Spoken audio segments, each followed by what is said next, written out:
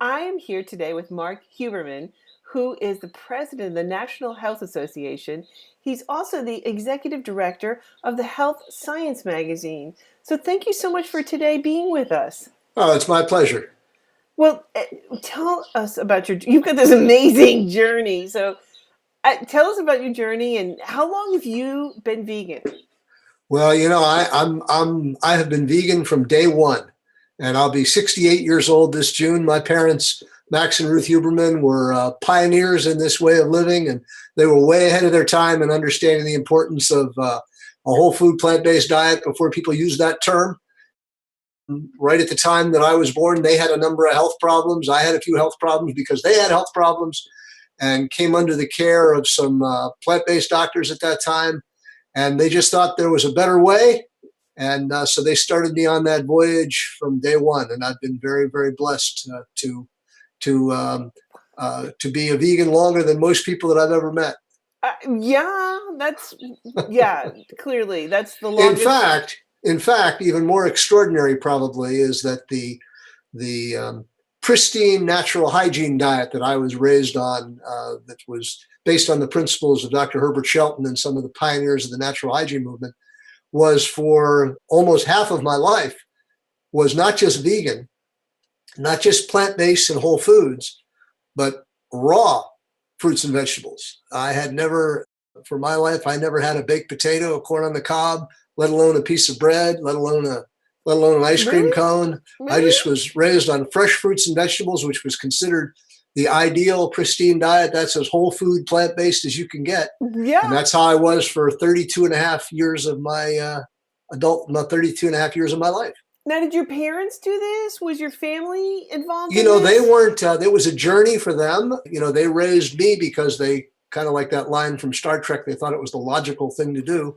You and Spock, But right? There you yeah, me go. and Spock, yeah. But Didn't he say that to his they dad or themselves were something? just vegetarians. They had health problems, but they were not vegan for probably the first 15 years of my life. They just thought it was the right thing to do for me, and got me through, a health crisis that shortly after birth. And theirs was more of a journey. Theirs was more of an education. They were in the pleasure trap for, like so Okay, many other so did people they go are, for back a to long eating time. meat? They became vegetarians, but they Okay. weren't vegan. And I don't think they understood. I don't think there's a lot of understanding of, salt, oil, and sugar and things like that. Raw sugar and those Hmm. kinds of things were better. But they were vegetarian. But then there was their son Marky, and Marky was raised in the pristine way. And I'm as I look back, and even as my late parents look back, they're even kind of amazed that they had the confidence, and let alone the foresight and the wisdom, to see the benefit of this kind of a diet and lifestyle. And it's blessed me with great health. Well, that had to have been tough. I mean, how did your parents navigate through situations like where you may have attended a birthday party where you were served traditional foods or party sweets? Did they say no, you can't have them, or were you ever tempted? It's an interesting thing. I have always thought, as I look back, thinking about how I did all that all those years, is that taste is learned behavior. And what you never know, you don't really miss. And for whatever reason, when you don't cross that threshold of cooked and processed foods, you learn the joy and the bounty of, mangoes and cashews and avocados. And my parents always had the best. I never missed it. And I never felt, I had a very loving family. I guess I would say sometimes as I look back as to how did I do this, I did this because I had an extraordinary family that loved my brother and I. They would do anything for my brother and I, supported us in everything we ever did. We were a very close family. We lived life. We didn't, to kind of borrow that phrase, we didn't eat to live. We didn't live to eat. We ate to live. And we were involved in theater, and we traveled, and we went to parks, and we did all that kind of stuff. And so the arts and politics and all that were all part of my upbringing, and food was just a vehicle to that. But again, I think at the bottom line, when I would go to birthday parties, I just wasn't interested. As amazing as that may seem, I was never interested. I wasn't particularly offended. I think the only thing that ever really offended me growing up is that when I would go and somebody would be doing a pig roast, and I'd Mm. see a pig on a spit, or I'd see a fish with its head kind of intact. I never I just thought that was kind of cruel and extraordinary, and it was something that was so far from my existence that I didn't judge other people for it, but it just wasn't me. And so I learned to love what I ate. I looked forward to a salad every single day.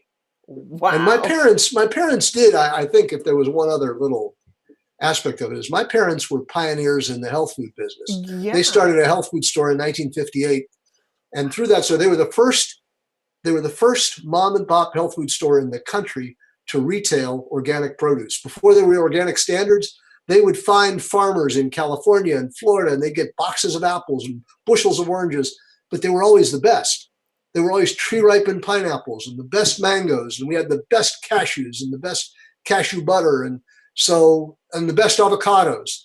So I loved what I was raised eating, and I still do. I mean, I haven't really, even though I've added soups and stews and rice dishes and things like that, I'm still pretty clean in the way I live. I've never added oil, salt, or sugar to what I do, and fortunately, plant-based cooking's come a long way from when I grew up. It has. Well, how about like going out to dinner? It was certainly tougher back in the day than it is today. If you think back to the 1950s, even the 1960s, you went to a restaurant, there were no salad bars. There were not, I mean, it just didn't exist. If you wanted a salad would be a little saucer with a wedge of iceberg lettuce and a few strips of carrots and maybe a chunk of tomatoes. And that was it. So I guess I never counted on going out to eat for my meal. I always kind of ate beforehand. And I would always bring, even to this day, to tell you the truth, even though things have gotten so much better, I'm a very public sort of guy. I've been on our school board. I was on our school board for 20 years, been involved in a lot of organizations. And I would always, whenever I go to dinner, I would always ask them to give me just a steamed vegetable and a baked potato with no butter, no salt, and I'd bring an avocado. Mm-hmm. Now, today, you can even ask for an avocado, and they'll kind of do that a little more often. But it was way different back then. But I was a very public person. I guess one other thing is that I never tried to impose my health beliefs and philosophy on somebody else. I mean, if people were interested in what I did and how I ate and how I lived, I'd talk to them all day long. But if not, I didn't think it was my place to proselytize or try to condemn them for eating what they did or what they liked, or for maybe not having the understanding and that I did. It's fortunately a lot better today than it was back then. I mean, my wife and I do a good bit of traveling around the Caribbean islands and Greece, and we've been to Europe and that. And if you make arrangements in advance, it's a lot easier than it was. Let's put it that way. Oh yeah, I can't even imagine. I mean, I think back to for me growing up in the 60s and 70s, and I can't even imagine. I mean, I didn't know anybody who was vegan at all, in any way close, or vegetarian at all. I didn't know anybody like me in school. Well, that's what I was going to ask. Did you know anybody else? I mean, I did not. Not in our community. But again, I guess one other little thing. Again, I was always a pretty gregarious sort of guy. I had lots of friends and good friends and neighbors and that, and because my parents always had the best cashews and raisins and the best mangoes and things like that, and best dried apricots and filberts and the best hazelnuts, people would, kids liked coming to my house, and they liked when I would take my little bag, when I take my little lunch to school. People liked the cashews and raisins that I had. They liked that stuff. So they didn't, there were always occasionally people that would, say you're eating grass food or you're, those kind of things. But tree bark. Again, if you're comfortable with yourself, as I was in my own skin, I've always kind of been that way. I didn't really worry too much about what other people thought. And I was always pretty successful. I was, kind of the life of the party. Still am, a little bit. Okay.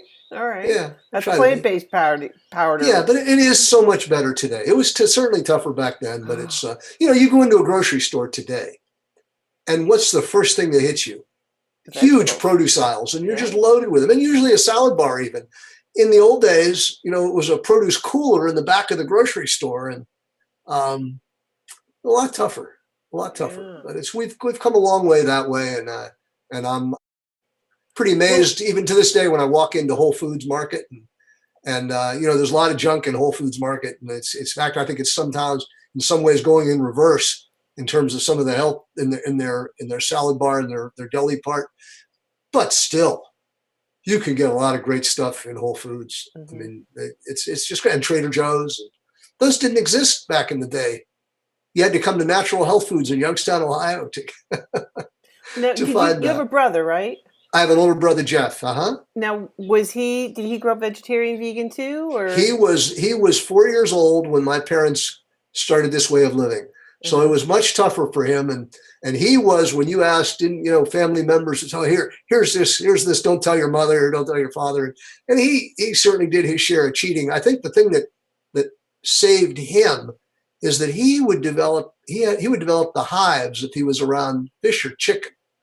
So Mm. kind of like it's kind of like some people are lactose intolerant. He Uh-huh. would get the hives from a lot of meat and fish and things like that. So Wow. that kind of helped a little bit. As he grew up in life, obviously he became educated. He's been a vegetarian most of his life. Uh-huh. Now he's 4 years older than me. He just turned 70. He's had a few health wake up calls. So now he's as strict as I am, which is a great thing. Okay. Now, how did you get introduced to eating foods that were cooked? How did that It's happen? a funny story. It is a funny story, I guess. I was vacationing I had a wonderful vacation in Athens and Rome back in, I don't know, Mm. 1982, somewhere around there.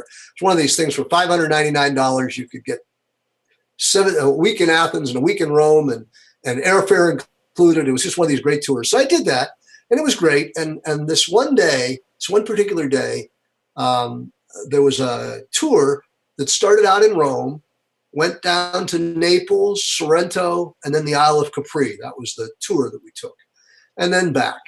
And I did like I did every day. I would take a little brown bag with a banana and some cashews and apples and things like that, orange, whatever it is. And it was a long day. And we started like at 6 o'clock in the morning, and I ran out. And there was nothing. We just kind of didn't go by any little market or fruit stand or anything. So when we're wheeling back about 7 o'clock at night, we probably started off like 6 o'clock in the morning. I was hungry. And we stopped by this restaurant in outside of Rome, and there was nothing for me to eat, at least not by my standards. Right. The salads were doused in oil, loaded with olives and things like that I didn't eat. And there were baked potatoes and cooked green beans, but I didn't eat baked potatoes and cooked green beans. And I thought to myself, I was hungry. And I thought to myself, I've been doing this for 32 and a half years. I've been involved with, I'm contemporary great friends. I've grown up with Joel Furman and Alan Goldhammer and Frank Sabatino and many other doctors. And none of them, although they all thought there's great benefit in, whole food, plant-based, raw food diet, lots of benefit. It's not a necessity. Nobody really, I don't think it's felt as a necessity by any of those people. So I wasn't doing it because I thought I had to. I did it because it's the only thing I knew. And I was actually wondered what would happen never having had cooked foods, how my body might react to that. Right. So I kind of, sometimes, but I came back and I thought, you know what? I'm not doing this for health reasons. I'm doing it because it's the only thing I know. So why not give it a shot? So I came home, and my mother was a great, great vegetarian cook, always made great brown and wild rice and vegetables that she'd cook in celery juice and carrot juice. Well, did And it you was eat great, it? always Did you eat that in aromatic. Rome? I never did. Oh. Never. Oh, no, I did not. So I came home. I came back to the States. I went hungry that night, came Okay. back, and I said, you know what? I'm going to give this a shot. And I did. And I had some of my mom's rice and the baked potato. I let it cool a little bit so it didn't burn my mouth. I didn't have to put it in scalding hot. And it Okay. was great. And I liked it. And it didn't seem to have any physiological effect on me whatsoever. And so from that day, I have to confess that I look forward to a cooked meal as part of my dinner, and soup and rice or quinoa or baked potatoes or yams or things like that. And if I don't have it, I kind of miss it. Mm. But physiologically, it hasn't seemed to have made any difference. And it's certainly made life a little more flexible and enjoyable. Yeah. And fortunately, like I mentioned earlier, plant-based cooking has come so far. I Uh, mean, there were not the resources. I don't know if you've seen the book Straight Up Food by Kathy hmm. Fisher. Yeah. This doesn't get any better than that, that you can make great things that are SOS and taste great. I never had until my wife made for I think my 60th or 60th birthday, maybe, made me a vegan carrot cake without added oil, salt, or sugar. It was a real cake. My cake growing up was a half a cantaloupe with candles in it and blueberries and a scoop of cashew butter in the middle. That's all I Really? knew. And that was great. But now it's the palate is a lot more expanded, and it's great. And Yeah. it's a great times to be uh, plant-based, and it's a great time to be a long time guy like me. Well, how about your wife and your kids? Did you look for a wife that was vegan I or? did not. I did not any more than I looked for a wife who was any other. I looked for somebody that I would just fall in love with, and I would say, I guess I have thought that there are kind of two kinds of people in the world sometimes, and from a health standpoint, there are those that are very medically inclined that think that they got to go to the doctor for every sneeze and got to give something, take something, and then there are those that are just more skeptical of pills and needles and things like that, and really, and fortunately, in my wife Wanda, I found somebody who was on that spectrum, who was didn't rush to the doctor every moment, was blessed with pretty good health. Fortunately, when we met, I had a little girl my little girl was 2 years old from a prior marriage, and she had one who was 5 years old from prior marriage. Her daughter had some weight problems at the time, and just kind of discovered by going on, cutting out dairy and cutting out sugar and things like that, she was able to lose weight, and it was good for her. And my wife, it's been more of a journey. She certainly was around me, and we ate lots of salads and things like that. But I would say that for a long time, because of the pressures of life and work and all that, she used a lot of health food, junk food. I would buy organic coffee and organic soy creamers and Amy's pot pies and all those sort of things. But they were still what I would call health food, junk food. They Right. were still processed. They weren't natural. And her turning point, she went out to True North a couple times, Dr. Alan Goldhammer's True North Health Center. Hmm. But the most significant time was in 2011, I think it was. She works in a high-end insurance business with a lot of pressure and all that, and had put on maybe 30, she was never profoundly obese, but she had maybe 40, 50 pounds that she didn't want. But more than that was just the stress of the job. And one day she'd been around, she's best friends with Lisa and Joel Furman. Lisa's her like best buddy, and Jennifer Allen Goldhammer. She knows all of these people, she has all those resources, but you got to kind of come to it yourself. So she just Yeah. kind of reached that point, and she told me one day around Thanksgiving that I'm getting a one-way ticket to True North. I might lose my job. I don't know what's going to happen, but I got to take care of me. And she went out to True North, fasted for, I think, 19 days or 20 days, something like that. Lost the weight she had, but more importantly, put it all together about SOS, starting to exercise, getting into Pilates and all that. And that was 2011. And like I like to say many times, she's younger than when I met her. And we just celebrated our 25th anniversary a year ago. Aw. And she's probably today stricter than I am, which is amazing to me. So Really? to be able to join in that is, I think, maybe the toughest thing that I've seen growing up for people that adopt this diet. It can be very lonely. Yes. And particularly if you're in your own household, you don't Yes. share that. That's tough. I mean, It to is. me, it wouldn't make a difference because I didn't know any other way to do things. But if you were trying to do it on your own It and you didn't is. have that kind of foundation, that can be rough. But to now share that is like I just died and went to heaven. It's just it's a great thing for the two of us Yes. to share that. Yeah, when you do, for sure. It's tough. I mean, I know my family I call them the carnivores, Mm-hmm. and I'm the only one in my family who's changed my health destiny. Yeah. And it's really tough when I go to my family and I used to prepare all these dishes, and I would spend days in the kitchen, like for And they won't eat Thanksgiving. it. Well, they did eat it, but and they would like sniff it, Yeah. and like, what's in this? Like, oh my God, like there's going to be some, like, I don't know, like tree bark or something, or some grass or whatever. Mm-hmm. But it's just really, I gave up trying to bring food. I do now. I bring a salad and I bring a dessert. So I know I can at least have those We do the things. same. We And do then the I'll same. bring, I have the Plant Pure Nation. I just love their food.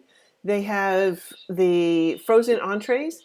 So we'll just bring some of those and put them into heat. So as soon as we get there, we start heating them so that we can have a hot meal with everybody else and sit down, and we have salad, and, there's a dessert that I can have. So that's what we do. Sure. And But that's what we do too. When we go to, we have lots of family affairs and we just bring our own, and we don't expect people right. to, overly accommodate us, just respect what we're doing. And they do. And it's great. So we do Well, fine. going back to your parents, I mean, I still am trying to wrap my head around this. I mean, that your family started this from like the 50s. This is incredible. Did your parents feel pressure to like change you? To change me in what way? Well, because I mean, it's like, oh my God, where's your child going to get protein? Where's, Oh, did family members pressure my parents? Family family members or pressured them enormously. In really? fact, that's what contributed to my health crisis when I was born. There was so much pressure on my mom emotionally trying to nurse me. I got very, very sick right after I was born. And my father just had to kind of put a wall and a barrier between those folks, because can you imagine in the 50s, even breastfeeding wasn't real popular back Right, in the early right. 50s, let alone not immunizing your children. Good Mm-hmm. Lord, not giving them milk, not giving them meat. This is neglect. They're going to report us to the Humane Society, the Humane Society and all that. It was tough, but again, fortunately, I got through my health crisis. You can't. I guess there's nothing to complain about when nothing's going wrong. So we were, happy and healthy, and we did things as a family like everybody else did, and people got over it, and I think came to, over the years, I think a lot of family members, even those that haven't adopted it, have learned a lot from my parents and have been inspired by my parents to understand some of the fundamental issues about, at least, limiting your red meat, limiting your junk food, limiting your processed foods, getting more salads in. Those kind of seeds were planted. And so, just back to my parents, my father became one of the reasons, another reason that probably I was able to stick with this as well as I did, is not just our loving family and how tight we were and all that, but I would go. My parents became involved in an organization that I lead today called the National Health Association, formerly called the American Natural Hygiene Society. They're the real people that started the whole food plant-based diet movement back in 1948. They would have an annual conference where there would be people like me. Not so many people exactly like me on raw foods, but lots of people certainly believing in whole food, plant-based, vegetarianism, limiting your salt, oil, keep eating your food mostly unprocessed. So we would go to those conventions every year that were in an unbroken chain from 1948, 1949 to the present. We changed our name back in the early 80s, I think, to the National Health Association, because the American Natural Hygiene Society was kind of a funny term that people had trouble wrapping their arms around. I know. But by Why going was to, it called that? I mean, because natural hygiene, and at least some of the early founders of this movement, believed that hygiene was kind of going back to the Greek word hygeia, cleanliness not only externally but internally, not only internally but externally, uh-huh. hygiene on all its dimensions. Mm. And that's kind of how they looked at it. And natural hygiene gave it a dietary component to it. And so what was natural and right for the body was kind of what the system would. It was a term coined by Dr. Herbert Shelton and some of his peers, and called natural hygiene. So we were called the American Natural Hygiene Society. But it was kind of tough to wrap your arms around in terms of its meaning. It sounds like a code word for feminine hygiene products. Well, I was And so thinking we like kind of middle went away with that. school, middle Yeah, school hygiene program right. But protocol. really, when you really look at the medical reformers of the 18th and 19th century, they used the term natural hygiene. They were the early, what we would call today, plant-based health. These were people that are also advocating Uh-huh. women wearing looser clothing, opening your windows, fresh air, pure water, vegetarian diets. These were the real health reformers rather than the pasteurs and some of these other people that were always internally looking for cures. Natural hygiene people looked at it as with the real cure for diseases, preventing it in the first place, and incorporating things like water fasting that would allow the body, create conditions conducive to recovery, to allow the body to heal itself. Okay. We taught that health results from healthful living. Healthcare is self-care. Those are all principles that I grew up with, that my parents grew up with, that taught me, imbued in me, and taught other people. And that organization, this organization, the National Health Association, formerly the American Natural Hygiene Society, is where Alan Goldhammer grew up, where Joel Fuhrman grew up, where Stefan Esser grew up, where Frank Sabatino grew up. They all came through the doorway. That it was the platform and the podium and the magazine of this organization where I would say they cut their teeth in terms of learning how to articulate these principles. Now they've gone a long way and done incredible things on their own. Well, but they grew up in it like me. Well, can you go into more detail and the founding members and their work? Because I'm finding this fascinating because, I came into this, my journey started with a trip to the emergency room because I think we, all have to have, not like you, I mean, you grew up with this, but I had to hit a brick wall and all of a sudden realize, and I was very lucky because when I went to the emergency room, not only was I treated by a woman, but she was a medical doctor, but she was also a nutritionist, which was like really rare. Number one. Rare. And she kept asking me, because I went in with 105, I had some kind of infection. They never figured it out, and I really don't care. But I was never so sick in my life. I was in the hospital for a week and 105-degree fever for the whole week. I mean, I would get chills and it would go up and down. It would spike up and down. And my blood pressure was off the charts. I mean, I should have had a stroke at some point, but whatever. So, and she kept coming in asking me, so what do you eat? And she went through it. So after I got out of the hospital, I went to see her as a nutritionist. And the first thing she did, this is before Forks Over Knives, and she gave me the book, Prevent and Reverse Heart Disease. And I haven't looked back. It was like, I knew this was the right thing to do. Knew. And I said, some people are lucky like you that the light goes off and the light goes on and you get it. Yeah. You're very blessed. Well, Not everybody does. I wish I had learned it earlier. Sure. But I think that's one of the reasons why I do what I do is because I want to help get the message out, So you were asking me the natural hygiene movement, yes, the Natural Hygiene Society. This was founded and led by a group of doctors, mostly medical doctors, a few lay people. And what they did is that they operated health institutes where they prescribed water fasting, but they also, the diet that they taught people once they got over their health crisis was what we all today would call whole food plant-based. So the principal practitioners of this way of living, there was the father of the modern movement was a Dr. Herbert Shelton in San Antonio, Texas. He wrote the book Fasting Could Save Your Life, Health for the Millions, The Hygienic System, and all that. His contemporaries, there was a Dr. William Esser of Lake Worth, Florida, who had for 50 years operated a health resort in Lake Worth, Florida. There was a Dr. Gerald Benish, who my parents knew here in Cleveland, who then went out to Arizona and then ultimately to California, where he had a place where people would go and could recover their health and learn to eat well and exercise. There was a Dr. Robert Gross and Joy Gross in upstate New York in Hyde Park, where they operated the Pauling Health Manor, where people could go to recover their health. And there was another one in Florida, Dr. John Brocious, who did the same thing. And internationally, there were also people. There was a Dr. Alec Burton in Sydney, Australia, a Dr. Keki Sidwa in London, England, a Dr. Peter Koumantakis in Greece. And all of these people would come together annually at the conventions and conferences of our health organization.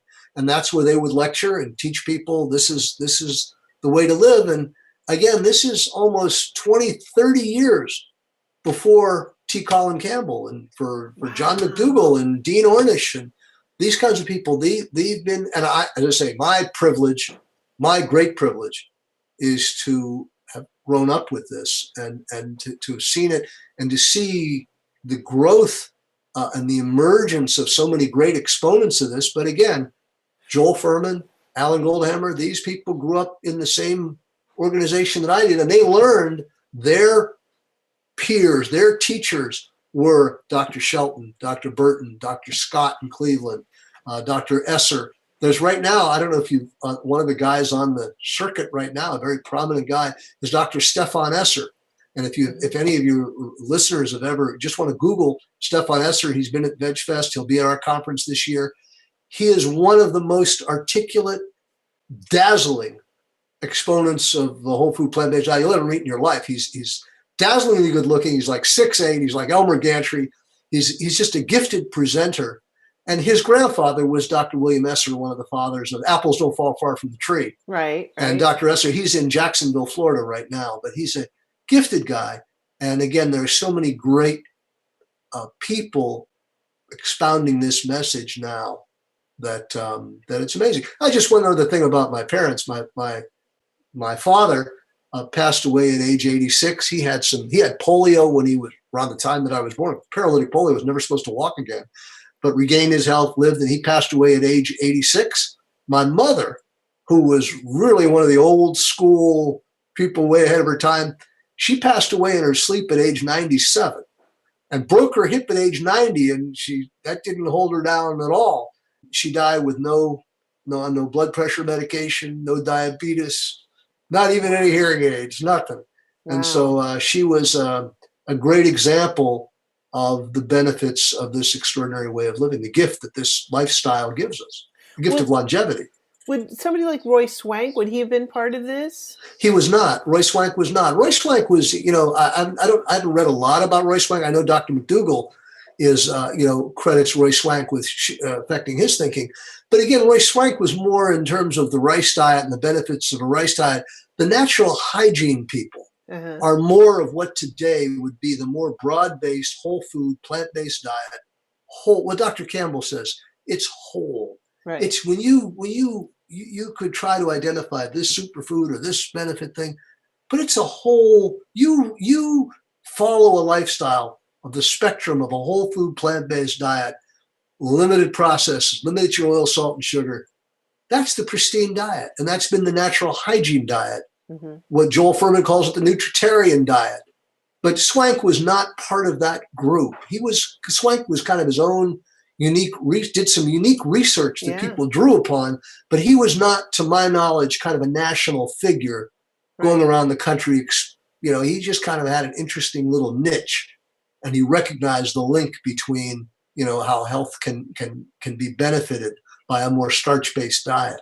He was right about that, but he was not a player in the early whole food plant-based diet movement that the Natural Hygiene Society and the natural hygienists were a part of. How about Max Gerson? Max Gerson was, again, that's probably another good example of Max Gerson. Was one who, again, was one of these guys that was onto something that, juicing would be a key thing. But it was all, I think he credited more that there was something magical about the juicing to help people recover their diet than it was just the broad spectrum of a whole food plant-based diet. But it worked.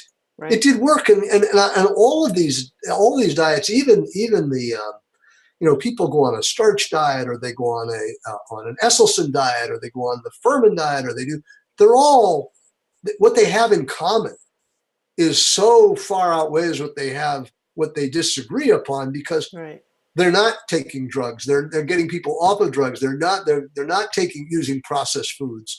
Whether they add a little more nuts or a little more starch, in the big scheme of things, to me, is distinctions without much difference. Right. But people tend to, I don't know, maybe there's something part of us that we want to have want somebody to just package it all perfectly and say, just do this. Right. And you'll have it. I find it a lot less complicated. There was a guy, I mentioned that a bunch of doctors founded the American Natural Hygiene Society. But there were a couple of lay people that helped found it. One of them was a lawyer from New York by the name of Irving Davidson. And another guy was a movie producer, actually, by the name of Jack Duntrop from New York, who was the producer of the Hopalong Cassidy series, if you're old enough to remember the old Western thing. But Jack wrote a book in 1964 that we published in our organization called You Don't Have to Be Sick.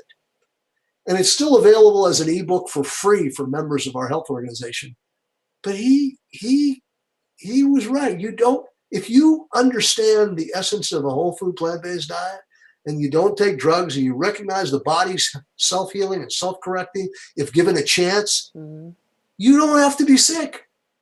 And he was right. And that's the essence of this health movement that's still going strong today. And I'm just thrilled that more and more people are discovering it. Oh my gosh, right?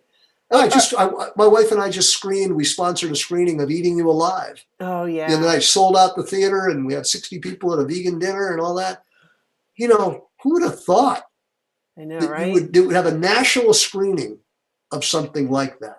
And it seems like every time you turn around, a new great documentary is coming out validating and what people in our organization have been saying for all these years. But Eating You Alive, What the Health, Forks Over Knives.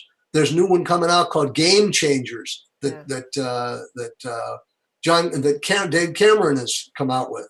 Plant Pure Nation. Let's not forget Plant Pure Nation. Absolutely. Yeah, it's just these are great times. I know. Certainly, if you want the information, it's more available than it ever was. Look at you and I talking. I know. I mean, the internet. People can. That's right. Just through the internet. I know. And connecting through the internet, it can't hide anymore. It's great.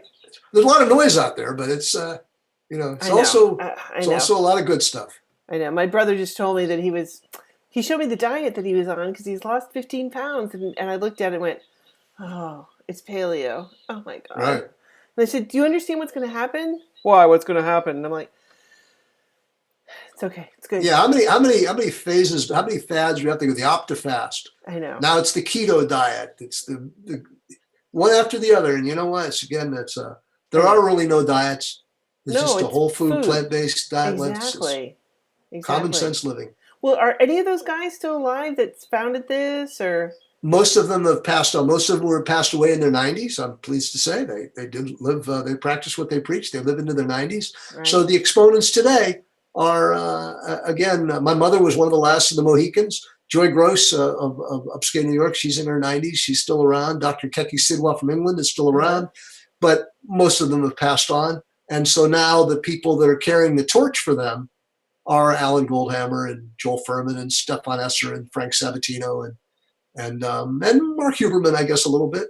I'm not the doctor. I'm just the lawyer. But just a little bit. I just kind of help boost their message. You've been president of this for I don't know, a long time. On and off. Yeah. I became the youngest president of the organization back in 1977.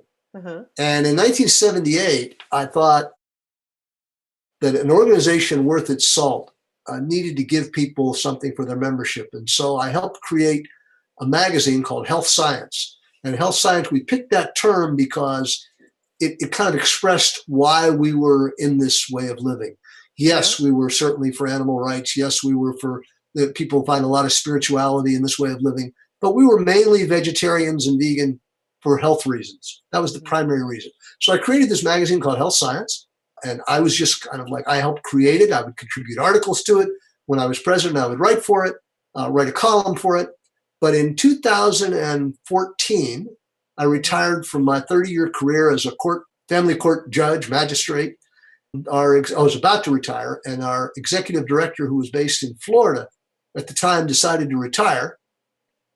And I thought, well, I've been doing this my whole career. We didn't have anybody else in mind. So I thought, well, all right, I'll do this. So I moved the operation to Youngstown. I'd never published a book, never published a magazine before. Didn't know how that all worked. Didn't know how ebooks worked. I didn't know e-commerce. I didn't know any of that stuff. But I'm a quick study, I guess. I like learning new things. Yeah. So I took it over and I became the editor of Health Science. And it's published quarterly. And I just came out with my, this is the 14th issue that just hit the stands. And 15th is going to the printer in about 2 weeks. Now, how can people get your magazine? It's pretty exciting. What's that? How can people get your magazine? It's easy. You go to healthscience.org and click join. And it's for $35 if you're in the United States, $55 if you're overseas. And you get a subscription to that magazine as part of your membership. And it is what's unique, what I think is unique and what I'm very proud of with the magazine is that it's 40 pages long. It's as high quality of any publication you'll see printed on soy inks. healthy inks and all that. And it is 40 pages long and no advertising. It only has articles on health. You won't find, if you go into a health food store and you pick up Better Nutrition or one of these, it's just nothing but advertised pills and potions and all that stuff. But this one is just articles on health. My big contribution to it is that each issue has a feature interview, 4 or 5 page interview with the leading figures of the whole food plant-based diet movement. The latest issue just was with Michael Clapper. The one before that was with Neil Bernard. And I'm pretty good, I think, with these interviews. And so people get not just their health philosophy, which I think everybody knows, but kind of who the person is and what their background is and their unique stories and that. And so I do that. Wow. The upcoming one has an interview with Chef AJ, who's just great. She's a blast. I love her. She's amazing. She's the best. It's a great interview. You'll learn things about Chef AJ that you never knew. And it's great. Gosh. It's fun. So then every issue also has a couple of feature articles by, Alan Goldhammer and Stefan Esser and doctors and things like that. And then there's testimonials by people. There's always a recipe section where, Chef AJ's, Kathy Fisher's, Katie May's, these people get a recipe section of each issue. And there's 4 or 5 recipes. And then there's member news. There's a physician's list in there. And there's also, I put a section in called Timeless Teachings, where I go back into the archives of our health movement and find things that people were writing about 50 and 60 years ago that are as timely today as they were then. And these guys were gifted writers, Dr. Shelton, Dr. Esser. And so every issue kind of has that. And when you join the NHA, you not only get, your issues quarterly, but when you register online, you can get, I've digitized these, you can get over 15, almost 20 years of back issues of the magazine, entirely searchable by topic, by name, by anything else. And that's all free, in addition to some of the classics of our movement, like Fasting Can Save Your Life by Dr. Shelton and some of those other books. They're free ebooks. You download them for free as a member. If you went on to Amazon today, somebody just wanted to buy Herbert Shelton's Fasting Can Save Your Life. The paperback version is $60 on Amazon. And it's the free. NHA, you get it for free. And what? Whether you have Such a Kindle bargain. or an iBook, whatever it is, it's in all the formats and it's for free, or just a PDF for your computer. But those are the things those are the benefits of the NHA. And then the other thing we do is we still do our annual conferences. And this year, June 29th to July 1st, lineup. Oh my God. You can't get in one place at that price. And with all 6 of your vegan SOS meals included, you will have Joel Furman and Alan Goldhammer and Pam Popper and Anthony Lim and Frank Sabatino and Joel Kahn and Asa Frey and people from around, and John McMahon. Have you heard of John McMahon, the I Thrive series? John McMahon is going to be there. Katie May is going to be there. So all of this, you get a 3-day weekend for $550 for the entire weekend, and your room rate that we negotiated at the Cleveland Airport Marriott, a lovely hotel, $89 a night. Wow. So you can go on to healthscience.org. Prices, so right, healthscience.org, right at the top, you'll see a big picture of the conference, or healthscience.org/conference, and you can register online, call me on the phone. I can do that. But magazine is it's an impressive thing, and it's we were talking earlier about how lonely this world can be sometimes when you're trying to do this. Right. I think a lot of people that join the NHA really like the magazine. It's like a lifeline to get. They're part of a community when they get that, and they see other people's success stories and other people's spotlights and testimonials, as well as, again, getting uncompromised, gold standard health information. Wow. There's nobody's going to be selling you the latest noni juice, the latest OptiFast diet, the latest spirulina, or whatever it is. You're not going to be getting it here. These are, and I'm the executive editor, and Kathy Fisher of Straight Up Food is the copy editor. And there's a gal right here in Youngstown by the name of Beth Basista, who discovered this way of living through Joel Furman. She's the graphics artist. The 3 of us put together, I think, a very nice magazine. And if any of your people, email me at mhuberman@healthscience.org, I will send them a PDF version of the latest issue of the magazine. Awesome. They can get it just for nothing, whether they join or not. I'll be happy to do that. You. Healthscience.org, just email mhuberman@healthscience.org, and I'll be glad to do that. And I think I have no doubt that when they see the product, they'll join. It's pretty good. Again, not selling anything, no multi-level marketing here, not saying buy this and get 4 people to sign up and then you get a free blender. Nothing like that. This is just my wife and I. This is our passion. Right. At this point in our life. It's been a blessing of health and life for us and for my family and for so many other people that I know. My privilege is to consider Alan Goldhammer and Joel Furman and Stefan Esser and Frank Sabatino. These guys are friends of mine. Seeing their success, that's my pride. And, I know, right? and the more that I can put them on the platform, that's my satisfaction in life. Well, how long has this conference been going on? We've been doing these conferences since 1949. No. Every year. And, this was long before there were the Forks Over Knives events, long before Plantrition Project, long before. We've been doing it unbroken chain. Well, how come this is the best kept secret? That's the thing. That's what more people are. That's probably the biggest question I get when they see the magazine or they see me on interviews like this. I just did one with a video with Chef AJ. I was in Hilton Head, South Carolina. In fact, I'm going there tomorrow to a Sun City group. And that's what they say. Well, I guess that's the beauty of the internet now, because we've never had a lot of money to advertise. And I think we were a pretty small cadre. Yeah. Dr. Shelton used to say, give me 5 good hygienists. He didn't really care if he didn't attract thousands. That didn't matter to him. The truth. Let us have the truth, though the heavens fall, he used to say. But fortunately, now there are these vehicles to spread the word. You can make magazines available digitally. You can do these sort of things at no or limited cost. And so the word is spreading. And one of the interesting things is that when I did this video with Chef AJ back about a month ago, 130 people have joined the NHA in the last month. Every time I refresh my inbox, somebody new is joining. Just because, wow, they never heard of this before, but they love it. I know. It's great. So I find that really rewarding and exciting, and to be able to share this lifestyle and to be able to share how you can change your health destiny. You can. I think that's the most empowering thing that I've seen growing up in this health movement, is that you really can control your health destiny. And the more amazing thing that I think has been learned in more recent years is the science of epigenetics that T. Colin Campbell and Dr. Sabatino talks the most about. But they have discovered today that even if you've got a history of heart disease, even if you've got all of these poor genetic history, through a whole food plant-based diet, sometimes water fasting for people with serious chronic diabetes and things, you can turn those genes on and off.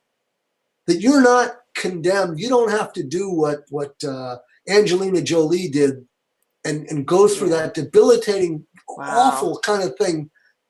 Think that she's condemned to that. It just isn't so. And that's the liberating thing about this diet and lifestyle. I grew up, when I grew up, I think one of the health messages that one of the doctors told me a long time ago is he pointed out, I said, when you cut your hand and you put a Band-Aid on it, it heals, right? It heals because you're doing nothing. You're letting the body has its inherent powers to heal and recover. What makes us think that that's limited to external things? Right. And it isn't. And that's what we've learned. The body can, if given a chance. Dr. Alec Burton, again, one of our deans and founders of this, used to describe water fasting in the best way that I've ever heard described. He said, you're doing nothing intelligently. Okay. And I think that's a large part of what our lifestyle is.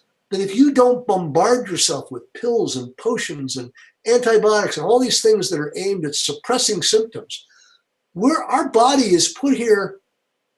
God didn't make too many mistakes when he made us. He made us that we are to live, that we do heal. Our body does eliminate toxins as long as we don't bombard them too long. Dr. Esselstyn says, one of my favorite lines of his, he says, the body can take a lot. And most of us have a warranty period. And the warranty period for most of us, if we haven't really been beaten up too much in our younger lives, in our 30s and 40s, and the body can take a lot. But you know what? When the warranty runs out, if you haven't been taking care of yourself, you're going to be in for a heap of problems. And that's unfortunately what has hit so many people. They're out of their warranty. And unless they make some radical changes to their diet, they're going to be living with type 2 diabetes. They're going to be on insulin. They're going to be on dialysis. They're going to be condemned to all the things that our society has just kind of somehow come to think is almost just inevitable. Right. And we know that it's not. I know. It just isn't. Health does result from healthful living. Right. Healthcare is self-care. That's what we've taught in the NHA since 1948. And we're still teaching it. We're not living longer. We're dying slower. We are dying slower. You know, when my mother broke her hip at age 90, we never, our family, we didn't go to hospitals. We didn't go to the doctor for things like that. And when she broke her hip, she had to go to rehab and went to a nursing home. Mm-hmm.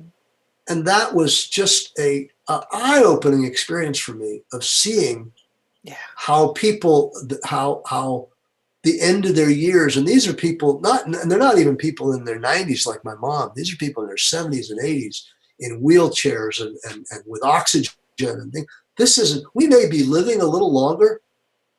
I don't consider it living. No. It's you're existing, but this isn't the way I want to live out my years. And I believe I don't think this way of living guarantees perfect health for any of us. We all have our heredities. We all have our environment. We all have our stresses.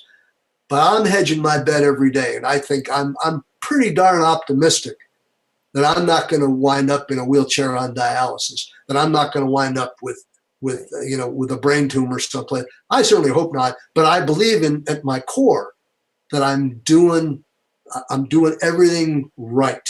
You are. What my mother taught me, and my mother and father taught me, they were right, and the people that taught them were right, that you really can control your health destiny and you can live well into your future and to be able to really enjoy your retirement years. That's what we all dream for. Absolutely. Yep. Well, Mark, it has been an absolute pleasure. You're amazing. Thank you so much. And wow, you should meet my wife. She's even better than me. She's much better than me. And if you come to our conference, she's the chair of the conference, and she's really a radiant. And if you want to read a great story, on one thing I can tell you about health science, I want to add one more thing about health science, that to get the whole magazine, you have to subscribe. Right. But we put a lot of the content for free on the website. So on healthscience.org, if you click on the tab Health Science, and you go down to testimonials, you go down to testimonials and you find Wanda Huberman and read the Wanda Huberman story. It's great. It's really inspiring. And there are others on there, and I just happen to know that one better than most. Quite well. But it's a great story, and it's an inspiring story. And it's I think an example of how someone can do this in their 50s and regain their life in their 50s, not in their 20s or not in their 30s or things like that. It's pretty impressive in how you really do gain control of your life and destiny and all that. So at healthscience.org, you can click on Health Science, and you can even a lot of the interviews that I've done are there. The recipes are there. They're all free. But if you want to get the whole chalupa, then $35 a year is all it costs. You get the magazine quarterly and access to the entire issues going back 15, 20 years, as well as other ebooks. Such a bargain, really. It is. There's so much information out there. I've been on. I've joined. I've gone on and started looking at it's a plethora of information. I don't think there's any other magazine like it. I haven't seen it on the scene today. You don't find it anywhere else. That's 40 pages long without any advertising, just articles on the gold standard of health that I think we all subscribe to. And I think you'll find a lot of inspiration to it. And for people that are kind of alone in their world, it is that lifeline and that link to a bigger community that's growing all the time. Well, good luck with your conference. And thank you so much for taking the time to be here. We'll have to meet in New York at the Candle Cafe one day. Oh my God, my favorite place. That's Wow. my favorite place. That's my only real place. I like the Candle Cafe. You know, I can just tell you one other story, but back in the day when you were saying how things are different, Uh-huh. there was, back in the 50s, 60s maybe, there was down on 15th Street in New York, was a gourmet vegetarian restaurant, probably the first of its kind in the world, called Brownies, run by a couple of Jewish guys. And they made the greatest salads in the world. And Brownies isn't there anymore, but back in the day, there was this little oasis in the desert. Now there's lots of places in New York. But Candle Cafe is pretty good. Oh my God. I like Candle Cafe. And did you ever hear their story, how they started? I did not. He won the lottery and started the restaurant. Is that right? Yeah. And he's won, That's I think, right. 3 times the lottery. Every time he needed money to fix up something, he won the lottery and was able to. Well, I've gone to the Candle Cafe, I've gone to Candle 79, and I've not gone to the one on the west side. Now they have one on the west side now, so I haven't gone there yet, but maybe we'll go. Huh? I'll just say the date. I love going there. All right. Well, when I come to visit my daughter in New York, our daughter in New York, we come to visit her, we'll ring you up, as they say. Message me. I'm there. There you go. All right. Thank you Great so much. meeting you. Talk to you soon. Bye-bye. Bye-bye.